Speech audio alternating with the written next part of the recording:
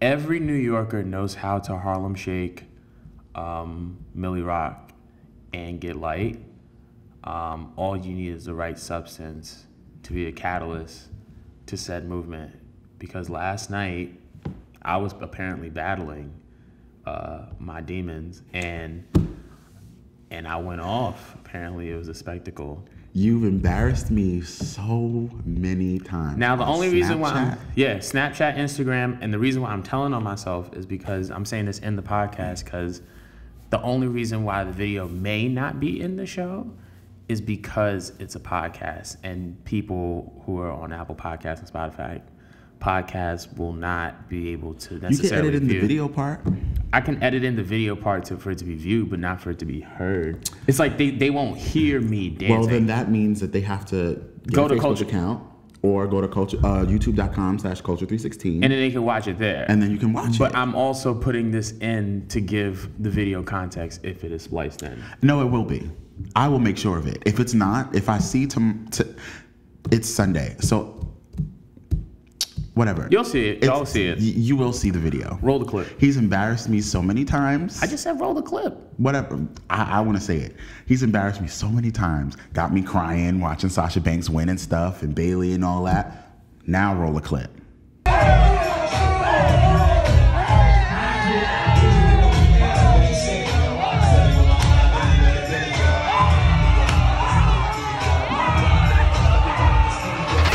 Live from Brooklyn, New York. Come on, whoa. You're listening to the Culture 316 podcast. What's going on, everybody? Welcome to another episode of Culture 316. I'm one of your hosts, Jay the Creative. I'm the other one, the cult of personality, the blueprint, the icon, Angelo Carter. And yeah, this is the third episode of our second season. We're just going to get right into it. Yeah. The numbers are in for this week's television wrestling programs. And so we have AEW at a 1.0 rating. We have NXT at a 0.7 rating. We have Smackdown at a 2.2 and Raw at a 2.2. What are your impressions about the ratings that we are seeing? Listen, yeah, okay, because I've literally had to check a few people on Facebook and Twitter these past couple weeks. People are like, oh, remember when NXT and y'all said that NXT was going to do better and AEW was... It's been 3 weeks.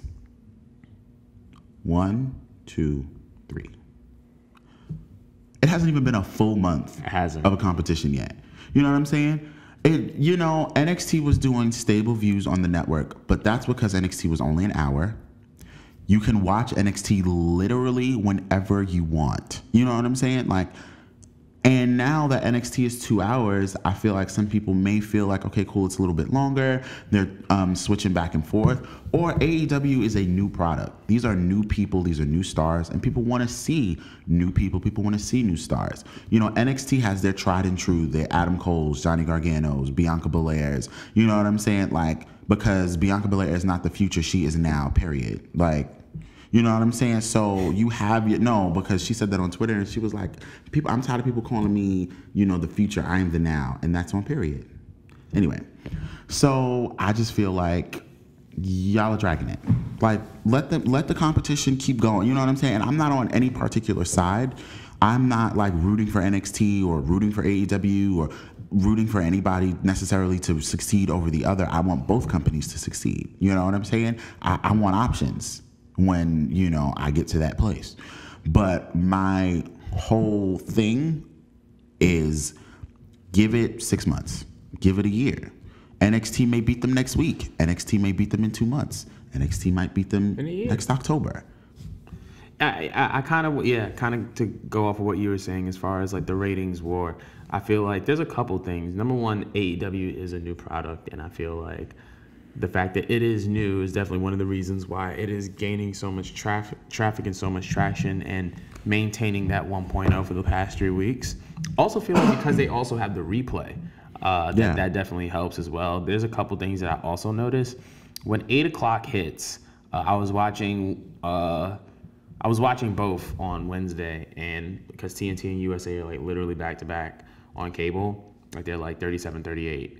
So one of the things that I noticed was that for real? Yeah, at least. No, I have Optimum too. Yeah, so I didn't know that. Okay. So 37 and 38 is. Wow. I don't watch TNT for nothing. Yeah, literally. But like one of the things that I noticed was that when you go on TNT, when 8 o'clock hits, the signature starts.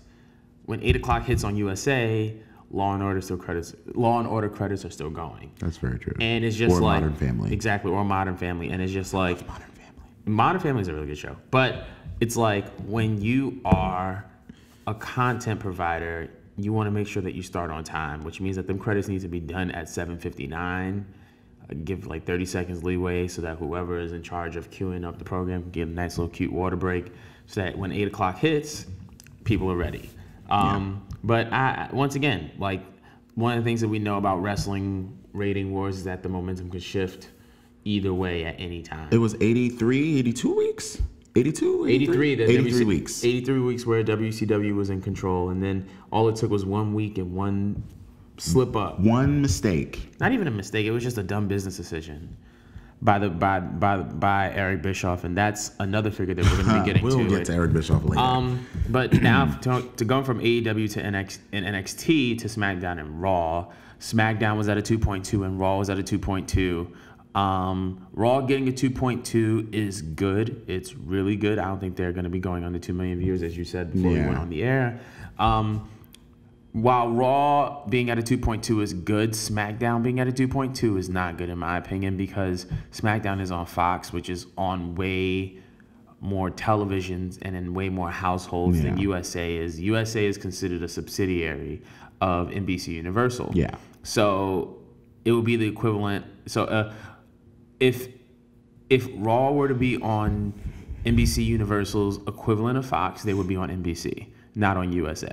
Yeah. So like, because NBC and Fox are nationwide, syndicated networks that you can access with just network television. You don't need a cable subscription. But for you to kind of lose almost 2 million subscribers in 2 weeks is 2 million subscribers. 2 million viewers in 2 weeks is very, very alarming. I once again, I don't think that's going to necessarily affect them. I think that because of the deal that Fox has with WWE, they have other forms of programming that, and we're going to be getting to that later in the show, that will kind of suffice them, with WWE Backstage and the stuff they're doing on social media and stuff like that. But yeah. As far as I'm concerned, like I said before we went on the air, Raw will never go below 2 million viewers. They'd have to cuss you out. They'd have to really insult. And there's been quite a few episodes, like that one episode last year that was like god awful. There's been quite a few episodes where they have really cussed us out. But I feel like it has to be an episode where they like really insult your intelligence. Right. Like they really just all right, y'all done. Some WCW 2000 old like on crack. Right. Because I'm not even going to say what I was about to say, but they really have to insult your intelligence. And as far as SmackDown being a 2.2, listen, I think that they can, climb back up to at least a 3 million. But I mean, that goes to show you that you continue to rely on the old names, and look at what happens. You continue to rely on the old guys, and you continue to rely on the people that have pretty much retired and gone, and that is how you pop a 3 million. That's how you pop a 4 million. Right. That shouldn't be how you pop a 4 million. Very true. So as far as the ratings, we definitely want to hear you guys' views on it, as far as like, how do you feel about the ratings, and if it's indicative to kind of AEW being a new product and having all the hype, or if it's just that WWE programming is just not up to par. Just let us know. I want to introduce this next one. All right, so you introduce the next one. I have some things to say. Seth Rollins. Last week, I said that we will always stand Seth Rollins because always ended this week. Black Lives Matter. Right. He said that, so we'll always have a place in the heart for Seth. Like we'll always have a place. But dude. Girl, he goes on Twitter because of this idiotic Hell in a Cell finish and defends it by saying, oh, well, if a ref had stopped Mick Foley versus The Undertaker, maybe Mick Foley would have a couple of years on his life. Now. While he's not wrong, that's dumb. The company, the rules of the match are Hell in a Cell, no disqualification, no count out, everything goes, no holds barred, and you stop the match. And then he goes, yeah, well, the ref has to stop the match if there's not if there's a body that's not moving. Okay, here's the thing. Why did you come back on Twitter? When me and the rest of the crew kind of was just like, when Sasha embarrassed you on Twitter, you should have stayed off Twitter.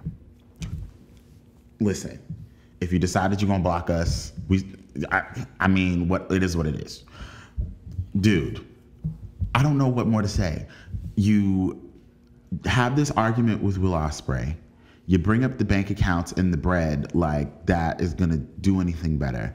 You keep calling yourself the greatest wrestler on the planet, yet your entire rivalry from WrestleMania to SummerSlam was a dud. The rivalry going into SummerSlam was a dud. The rivalry going into Hell in a Cell, dud. Come on, bro. No.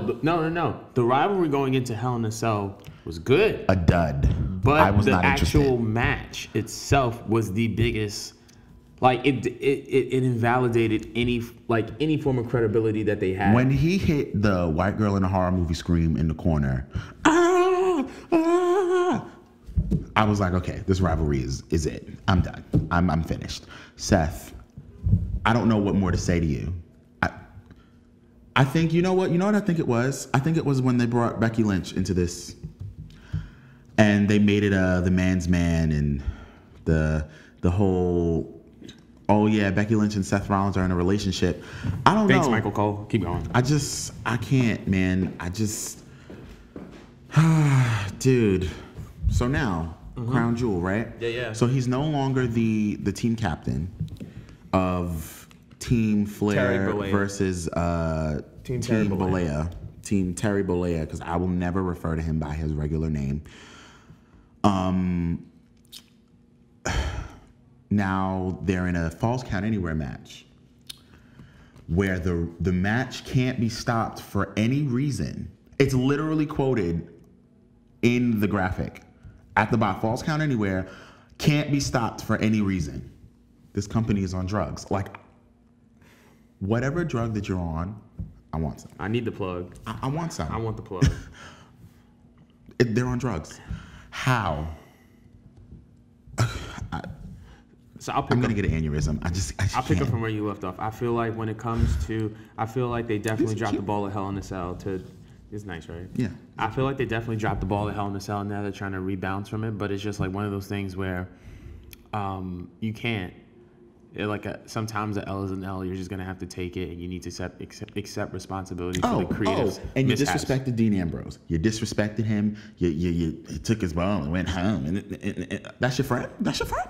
That's not your friend. Your friend is a better character than you are, and he doesn't have a title right now.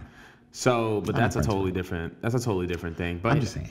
I feel like when it came down to just this Hell in a Cell match, like, it wasn't good. The ending, the ending wasn't good.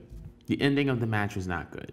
And I understand that you want to be a company guy, and I understand that you are Team WWE. But you don't have to say anything. You don't have to really defend anything. Like, you don't need to. And on top of that, if there's anybody who should be mad, it's Bray Wyatt. Like, this man had an entire child, helped bring a child into the world.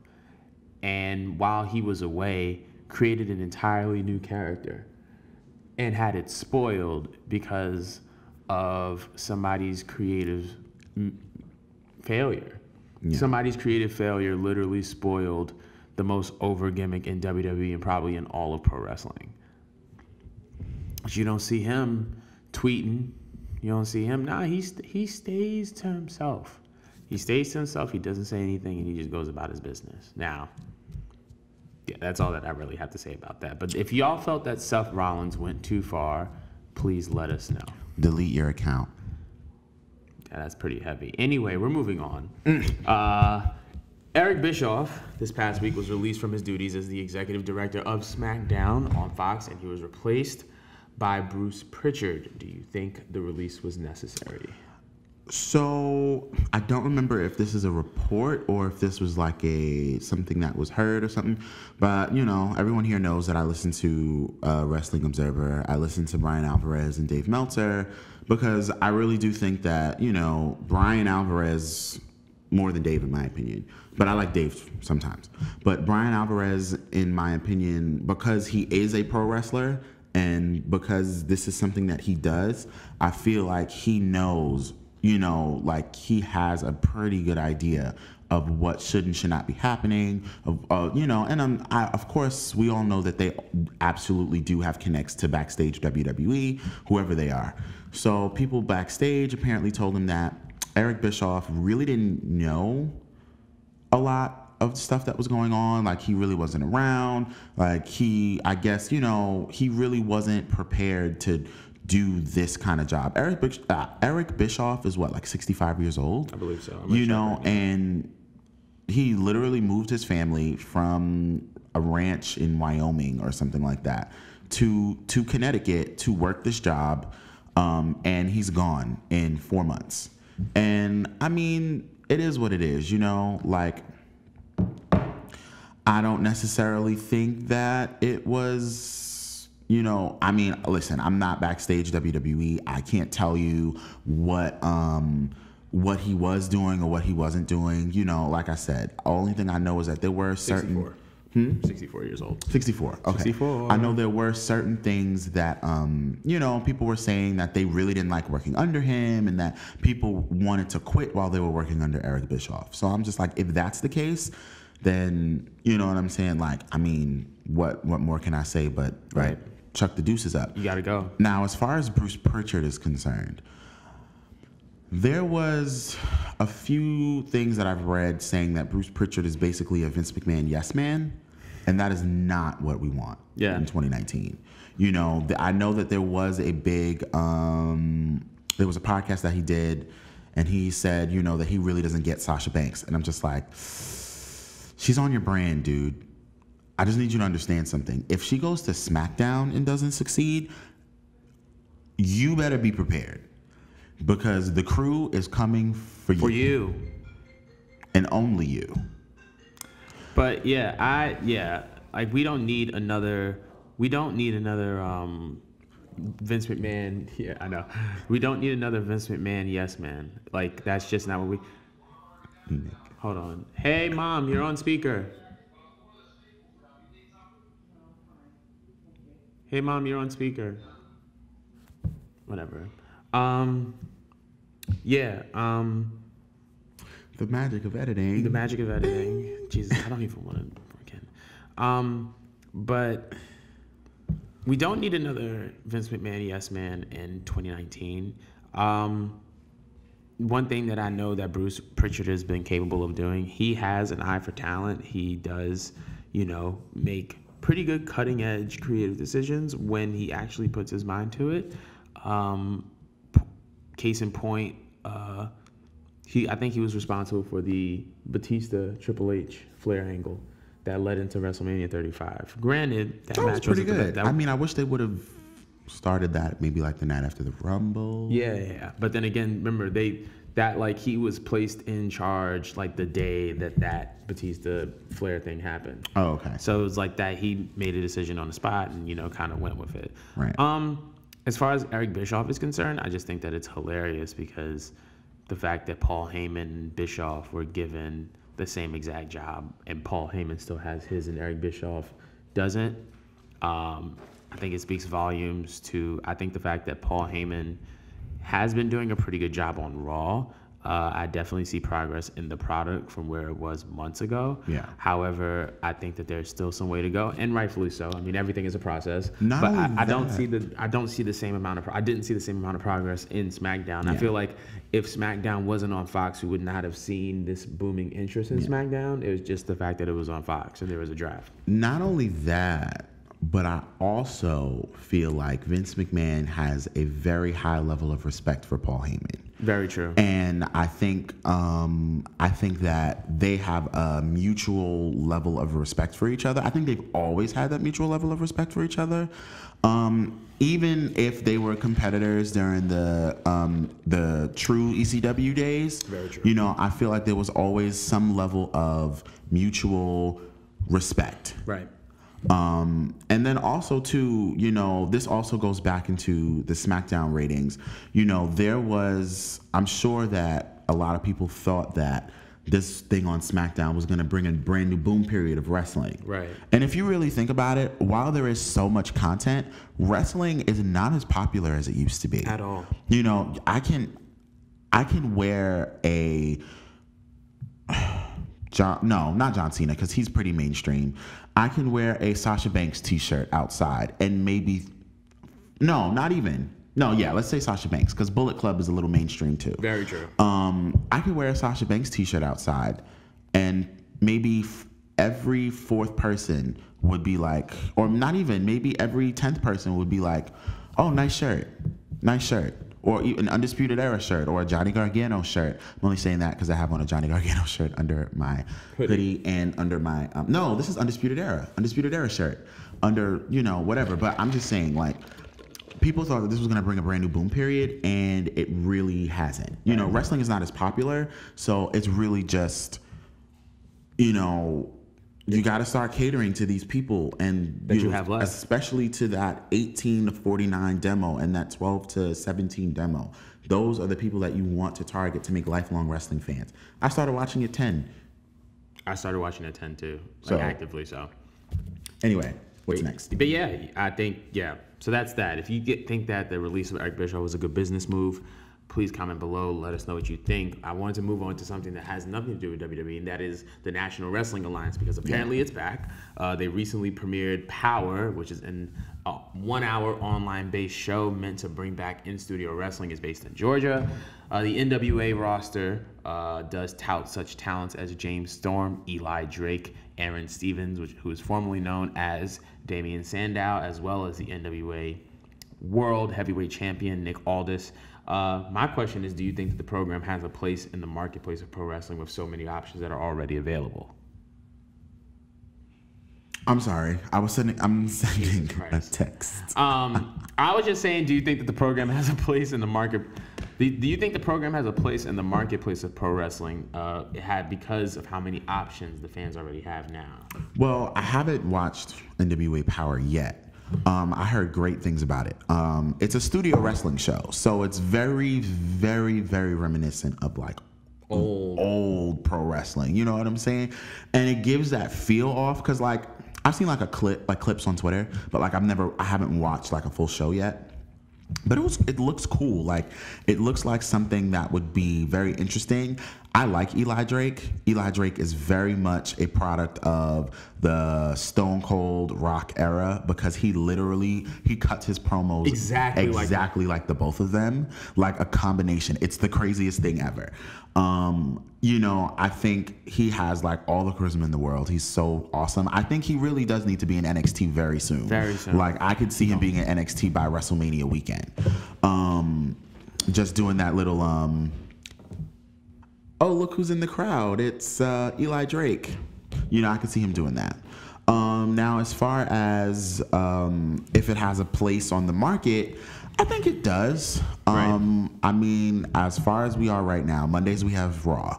Tuesdays we have, I think, Impact Wrestling. And then Wednesdays we have NXT and AEW. Isn't Tuesdays WWE Backstage as well? Yeah, it is. Tuesdays is WWE Backstage. Wednesdays is Impact and Tuesday is Impact and WWE Backstage. Wednesday is AEW and NXT. Thursday. Is there anything on Thursday? I don't know. I think it's like MLW. MLW was on Thursday. MLW Fusion. There we go. And then Fridays is obviously Smackdown. I feel like it probably has a place, maybe even like Saturday, if they want to keep this this kind of old, you know, feel to it. They could do something like Saturday mornings. You know what I'm saying? Fire. Like a Saturday morning wrestling show. You know, some people, like, I know I'd wake up at 10 a.m. to watch wrestling. And there's people like that who would watch, who wake up at 10 a.m. to watch wrestling. Right. So I think this concept is gold. Me too. Because I think that this has a heavy contrast to everything that's happening. There's literally there's nothing like this happening in pro wrestling right now. And one of the things that I know, I watched an interview from a man that I will not mention because screw him, but he was talking about how the NWA, he was talking about how the NWA will never go away because the NWA is a concept. And the concept is that the world's champion is supposed to go to all these different places around the world and all these different promotions to defend the belt. And as long as that's in place, then the NWA will always be in existence. And I feel like if they continue to push the NWA championship in places like Ring of Honor, maybe even in New Japan, maybe we even get a one-off match in AEW, right? Which I believe can happen at some point in time. Cody was the NWA champion. He did. He won it at All In. Right. So, whatchamacallit? So, yeah, I feel like this is definitely something different, something dope. Like, I'm looking forward to seeing what's going to come from it. As much as Corny has a old white man complex, he's very smart when it comes to the wrestling business. Absolutely. Like, I would love to sit and have a conversation with him and just listen to him talk about wrestling. Or a matter of fact, I'd go look for some old interviews on YouTube and stuff and just listen to him talk about wrestling. Right. He's very smart, but he has that old white man complex. So I don't think I'd ever be able to talk to him in person. Right. I'd probably have to paint my face white or something. Literally. But am I lying? Yeah, you're not. You're not. But we definitely want to know everybody else's opinion. Do you think that power has a place in wrestling, and how do you feel about the product? Comment below. Let us know. All right. And the next thing we're going to get into is that Bushiroad has officially acquired Japanese women's promotions. Did you say Bushiroad? Bushiroad. Bushiroad. I said Bushiroad. You said Royd. Bushiroad. Whatever. I'm super tired. Bushiroad has officially acquired Japanese. You had all that Hennessy last night. Exactly. Bushiroad has officially acquired Japanese wrestling promotion Stardom. With the acquisition, it is expected that Stardom will have a weekly television product starting in 2020. Which is huge considering that they don't have that now, I think. And I think that the company already owns New Japan Pro Wrestling. Do you see the acquisition as a good investment? Do you see Stardom and New Japan having a productive working relationship? And I put this as a side note, that WWE did plan on buying Stardom and Noah, but when asked about plans with the company, the respective companies turned down their offers. So as far as the WWE thing goes, this is all about Triple H trying to mobilize and monopolize. Did I say mobilize? Yeah, you said. Listen, I'm tired too. It was all I had to say. No, trying to monopolize the indie scene and trying to pretty much take the indies and fold it into NXT. You know what I'm saying? And keep everybody here. You know what I'm saying? As far as I'm concerned, I mean, if WWE did buy Stardom, what were they really going to do with them? I think if they bought Stardom and Noah, they probably would have just made it NXT Japan. Yeah, I think that's what the plan was. But I don't even think that they didn't even tell them what they wanted to do. They were just we don't know. They were just we want to buy the company. So what do you want to do when you buy the company? So we don't know. What do you want to buy? What do you want to do with the company? I don't know. But to be honest, it is, as much as that is a rumor, I definitely believe it because I believe it too. Because WWE's problem right now isn't about creative or talent; it's about vision and stewardship. That's mad churchy, but I'm going to explain it. I'm dying. But I'm going to explain it. I feel like WWE has the best talent pool in the world. I feel like WWE has the best creative minds in the world. But I also feel like WWE has to reset their vision as it pertains to the pro wrestling product that they offer, because their vision is currently I don't know about all that. Their vision is to put smiles on people's faces. I don't remember the last time WWE made me smile. That's number one. Number two, it's a pro wrestling product. The last time I smiled at a WWE event, it was WrestleMania 34, and he was telling Nora about how much he was going to be on that stage. 35. Yep. 35. So I feel wasn't like old enough yet. 34. I feel like, and like they don't like the vision. Like the problem is a vision problem, and the problem is a stewardship problem because they don't know how to manage the resources that they have, and they don't know what to do with what they have, and they also just kind of don't know where to go. And the reason why I say they don't know where to go is because I feel like they try to make these short-term fixes for these problems that are rooted in something so much deeper than just the rating for the week. Like WWE has had a lack of stimulating creative direction for years now. Right. So it's just like I feel like one of the reasons why ratings are dropping is because of that lack of creativity. And it's just like, oh, we could just bring Brock in, we could just bring Cain Velasquez in, we could just bring Tyson Fury in. And it's just like, okay, but these guys have families, and these guys are not. Yeah, these guys have families. Shawn Michaels. Yeah, these guys have families, and it's just like they're gonna come on TV for a couple weeks, get paid however many thousands of dollars that they have, and they're gonna go back, and it's just like the ratings are gonna be up for those 2 weeks, and then what's gonna happen? And it's just like now you're digging yourself deeper into something where all you had to do is just kind of like shift your focus. So I think the WWE's problem, this, even though it's a rumor, I believe it because this is kind of a reflective of WWE's problem, which is the vision that they have for the company and for their wrestling product, as well as the stewardship and how they manage their resources. I mean, as far as, New Japan and, so as far as New Japan and Stardom working together as well, because that's one aspect that I wanted to mention as well. As far as them having a working relationship, I don't see that next year. Okay. I see that maybe 2021. Yeah. I could possibly see them having like a Stardom match at Wrestle Kingdom in 2021. Definitely. Next year, I don't think it's gonna happen. But I definitely think that we'll get it in 2021. Even if it's just one match, I definitely think that that'll happen. If there's enough, people that want it, and if they, ultimately, if the board of directors and the people who are at the top of Bushiroad and the top of New Japan and Stardom feel like it is a good opportunity to do something, they'll do it. Right. So I definitely think that we'll eventually get it, but I don't think that it'll be this next. I don't think that it'll be next year. Right. I could even see them maybe. I don't know if this is next year. This is maybe years down the line. But even Stardom, if they do kind of fold into New Japan. New Japan Pro Wrestling, maybe Stardom could have their own women's G1 climax, and then that would be so fire. And then that would be the championship match at Wrestle Kingdom for 2022 or 2023 or something. Who knows? But I do feel like this will bring this will be a very fruitful working relationship if it ever does happen in the future. Right, for sure. So I definitely, to kind of go off of what you were saying, I feel like they are going to have a working relationship in the near future. But I feel like considering the depth and the quality storytelling that New Japan offers, I feel like it's going to be very, very, like slow. It's going to be a very gradual merging process between the two products. But I feel like we're eventually going to get it. So I am curious to know how y'all feel about Stardom being bought, about Noah being bought.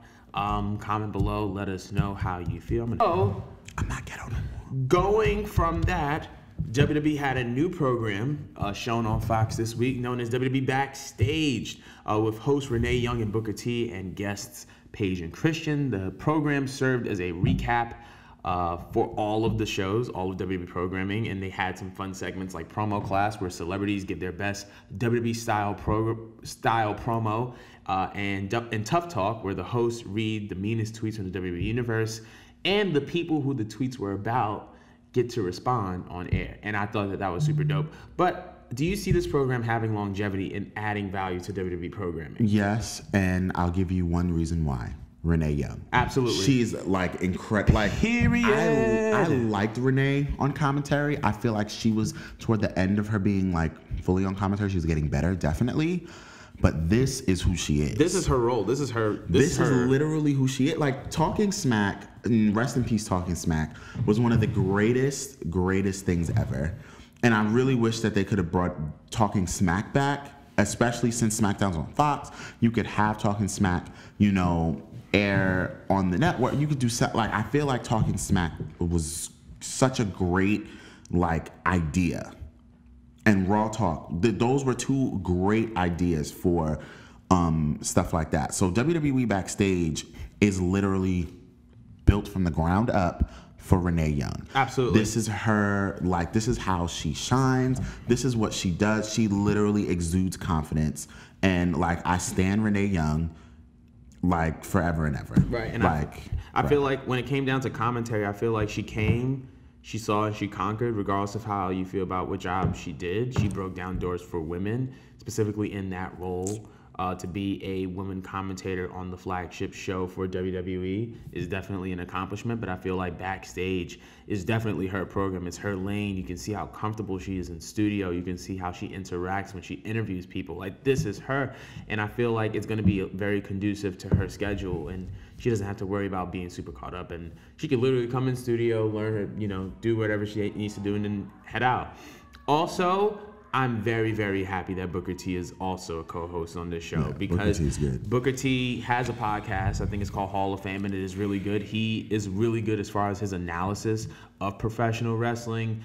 I agree with a lot of his points. He's just a very, very smart individual when it comes to pro wrestling. It's always good to hear about pro wrestling from somebody who's actually been in pro wrestling. And can we just talk about the fact that this man is on Fox with dreads?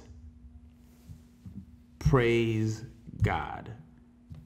I'm just saying, we give WWE a lot of slack for not being diverse, but leave it to WWE to put a black man on Fox with dreads. 2019 is wild. But I was able to watch the quote unquote preview show, and I really, really like what I saw. I did too. From Booker T and Renee's chemistry to Paige and Christian and what they were able to contribute to the program. They were able to talk about it, not just good guy, bad guy, but face, heel. They were able to use industry terms, and they were able to talk about topics that you wouldn't think that WWE would talk about. And I feel like this can serve as a template for future programming for WWE, because we see Renee Young and Booker on here, but WWE also released a new show called The Bump, which is now available on the network and on digital platforms, and it kind of serves as a fan-centered, super casual vibe, and I like that as well. Yeah. But I must say, WWE Backstage is a great program. They had a therapist section with Seth Rollins, which I thought was hilarious. But I really, really, really, really like Backstage, and I like what they're doing. I was about to say something, and I'm just going to keep my mouth shut. Yeah, because you was about to say something that is not of God. But anyway, if we want to know your opinions on WWE Backstage on Fox, so be sure to comment. Tell us what you think. But now we're going to go into what I feel is the most important story of the week. Master P. Last 2 weeks. Very true. Master P is going into the wrestling business. We're going back into the wrestling business. Going back into the wrestling business. He was with WCW in 1999, but that's a whole different thing. As per TMZ, Master P has officially acquired Brooklyn-based wrestling school and promotion, House of Glory Wrestling. Queens. But it's like Ridgewood, so it's like Diet Brooklyn. It honestly is, but you can tell it's mid-Queens. It's the border of Queens and Brooklyn, because literally it's all Puerto Ricans. It's a fact. Literally that entire area. So once you walk and you see mad Puerto Rican flags, you're in Ridgewood. / Bushwick. So when you're walking down, he said when you're walking down Suavemente Boulevard, that's when you know you're in Ridgewood. For those of you who are not aware, House of Glory Wrestling has been a home to talent like Private Party, LAX, and so much more. And with this acquisition, Master P has become the first African American to own Young Bucks. I mean, I said so much more, but I wanted to put the spotlight on talent of color. Anyway. Oh, you're right. But with this acquisition, Master P has become the first African American to own a North American-based wrestling promotion. So with P at the helm, what does the future of House of Glory look like? Somebody said, watch, House of Glory going to be No Limit Wrestling in the next couple weeks. I was on the floor. When I tell y'all, I was under the table. Too bad some No Limit merchandise, some No Limit Wrestling merchandise would be fire. Because why is their next show in November called No Limits? Bro, I don't remember who said that on Facebook, but I literally was under the table. That's how funny that was. But I mean, listen, I think it's super dope. You know, I said this in the Jobber Tears group on Facebook, which shout out to the Jobber Tears podcast. Make sure you listen, like, subscribe, all that. The information is going to be in the description because or in a pinned comment. They're friends of the show. But as far as I'm concerned, I said this in the page, and I'm going to say it again. I think that this is super dope. Like, you know what I'm saying? Not only because of the fact that soon I'll be wrestling under a company that Master P owns, but it's the fact that it's an African American who owns the company now. Absolutely. And you know what I'm saying? And it wasn't like a person of color wasn't already at the forefront. You know, BXL and Amazing Red are both, you know, people of color. So, you know, they were running the company and whatever. So like, but the fact that it's a black man, I'm like, so I'm standing this idea. I'm excited for it. You know, I mean, it just makes me more excited to, you know, return. So the House of Tomahawk. Yeah, I think that this is number one, a great move on his end to buy. Before you continue, can we go to the next Hawk show? When is it? I think it's November 18th.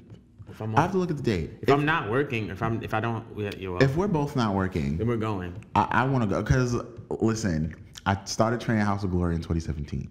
Ask me if I've ever been to a House of Glory show. Okay, and it's not my fault. It's always because I'm working. But I feel like when it comes down to like this acquisition, it's smart on his behalf. I would love to see them have a broadcast rights deal with. And this maybe sound off, but BET Plus with BET with some type of Viacom subsidiary. There used to be. That is so not a bad idea. It's not. MTV used to have a wrestling program. I think it was like something extreme or whatever. Like in the early 2000s, they had like 2-3 good seasons, and then it like went off the air. But if they struck a deal with a Viacom subsidiary. And made it like a music. VH1. Yeah, it doesn't even really have to be BET. It doesn't. Why would it be BET? Because it's black. Because it's black. We're trying to keep it black, nigga. But I mean, VH1 is cool too. VH1 is cool, but I feel like they can strike up a broadcast rights deal with a Viacom subsidiary, and if they can shoot it in like actual House of Glory, the way that they shoot it, I feel like it could still go over. Honestly, if House of Glory ended up getting like a weekly show, I think that would be insane. That would be popular. You know, and they strike a deal with Viacom. Dude, like, you know, Master P literally is the bridge to more exposure. Yeah. And for this company. Not just that, but we've also talked about how all these wrestling companies need to capitalize on the black dollar and involve black culture more, but like who is more pro black culture and pro black dollar than Master P, and who can like, cause like I feel like a lot of wrestling companies are doing like obviously there have been a lot of rappers, hip hop stars, celebrities who watched WWE growing up, but I feel like after the Stone Cold Triple H Rock era, there was really no connection between them and WWE, and so I feel like if you want to reposition those celebs in the mix of wrestling and you want to bridge the culture between culture and wrestling, Master P is the person to be that bridge. Listen. And like I wouldn't be opposed to the No Limit House of Glory collaboration exclusive merchandise line. This is an IG clip. I want you to just let you know right now. Okay? WWE, Impact, AEW. If y'all want to be lit, put all the black people on. Period. And I think that spells finito for the show. I think that is a great way to finish the show. But yeah, we definitely appreciate you guys for tuning in for another episode. If you like what you see, give us a 5-star rating. Oh, and real quick, I want to add on something to House of Glory. Go ahead. Those guys in there, like I've got to see. Oh, sorry. I've got to see a lot of them, like train and like wrestle, those guys in there are so passionate, dude. Like those guys in there are insane. Shout out to my boy Matt freaking Travis. Bro, like y'all don't even want to get me started, okay? Shout outs to Matt Travis, Leroy Green. Oh my God, like I don't remember everybody's names, but like there's so many guys in there who are on fire. I specifically shouted out Matt, not because I prefer him over everybody or I don't know everybody. Me and Matt go back to like 2012, 2011. Matt used to dance. He used to be in Lifey. He was a part of a team called Team Demon, and he's been my guy ever since. So to see him go from dancing into wrestling is just fantastic. And he can wrestle really well. He's so good. Train me. You heard it here first. But anyway, back to what we were originally saying. I know you watching. Thank you for watching the show. If you like what you hear, give us a 5-star rating. If you want to watch more, just continue to follow us on YouTube, Facebook, Instagram, and all that jazz. And yeah, we will see you guys next week. Yeah, I gotta go to work, so peace. Peace, y'all.